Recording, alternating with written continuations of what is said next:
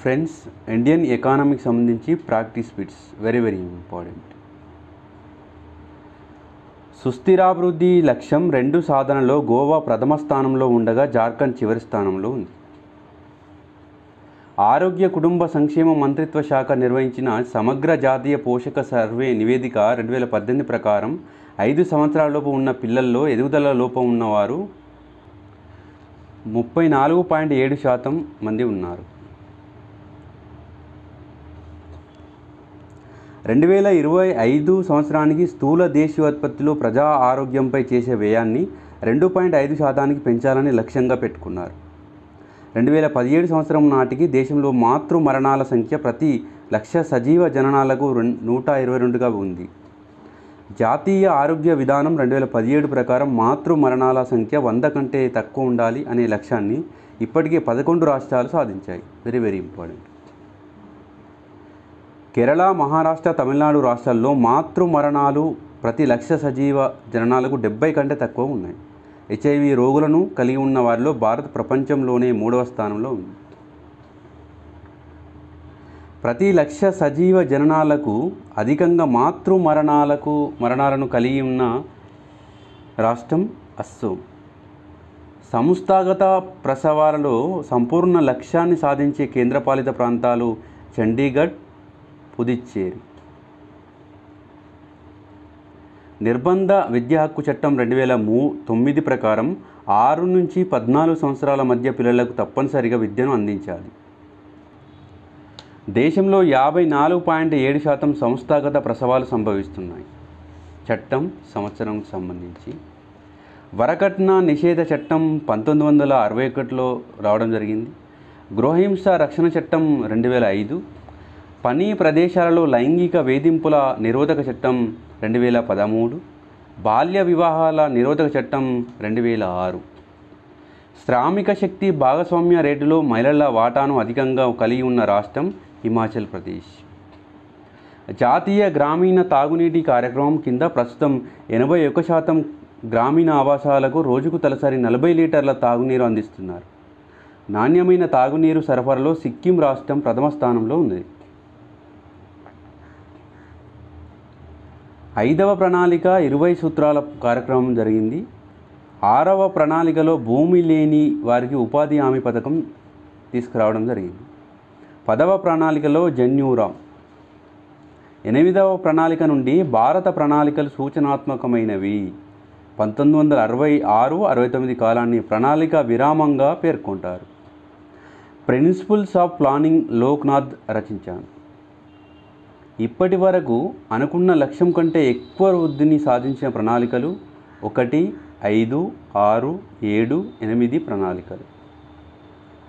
భారత పంచవర్ష ప్రణాళిక వనరులకు సంబంధించి సరైనది. అత్యంత వనరులు దేశీయ బడ్జెట్ వనరులే. 3వ ప్రణాళికలో విదేశీ సహాయం అధికంగా పొందడం అయినది. 2వ ప్రణాళిక లోటు విత్తము అధికంగా సమకూర్చారు. పైవన్నీ కరెక్టే. కింద తెలిపిన ఏ పంటలలో అధిక దిగుబడి వంగడాల కార్యక్రమాన్ని అమలు చేశారు? వరి, గోధుమ, జొన్న, మొక్కజొన్న, బాజ్రా.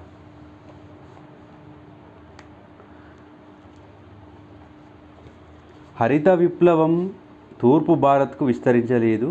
హరిత విప్లవం ప్రభావం గోధుమ పంట మీద అధికంగా ఉంది. 2 కరెక్ట్. సరికాని వాక్యం గుర్తించండి. వ్యవసాయ విధానం 1993 యొక్క ముఖ్య ఉద్దేశం వ్యవసాయ ఉత్పత్తి వార్షిక వృద్ధి రేటును 2.6% నుండి 3.5%కి పెంచడం. భారత మొదటి జాతీయ వ్యవసాయ విధానాన్ని 1993 సంవత్సరంలో ప్రకటించారు.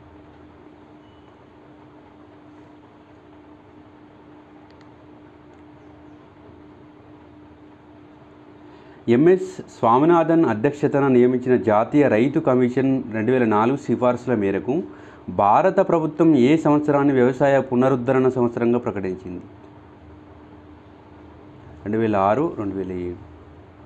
మాజీ ప్రధాని మన్మోహన్ సింగ్ 2006 సంవత్సరంలో రెండవ హరిత విప్లవ పిలుపులో భాగంగా జాతీయ రైతు కమిషన్ సూచించిన 5 సిఫార్సులకు అదనంగా సూచించిన మరో 2 సిఫార్సులు ఏవి?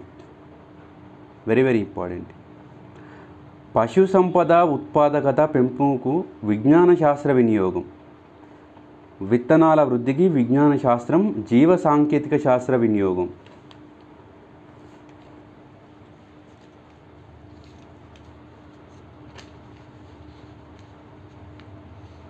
ఉద్యానవన మొక్కల పెంపకం, హార్టికల్చర్.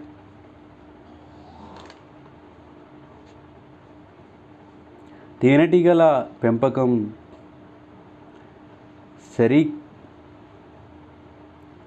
ఎపికల్చర్. పట్టుపురుగుల పెంపకం, సెరికల్చర్.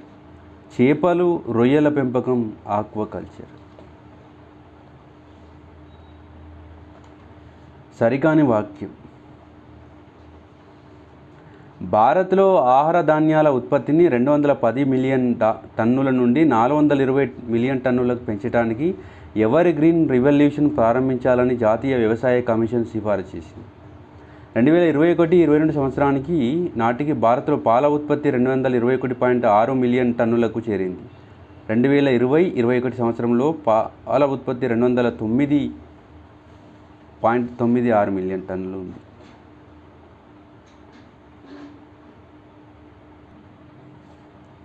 కలప చెట్ల పెంపకం, సిల్వికల్చర్. పూల తోట పెంపకం, ఫ్లోరికల్చర్.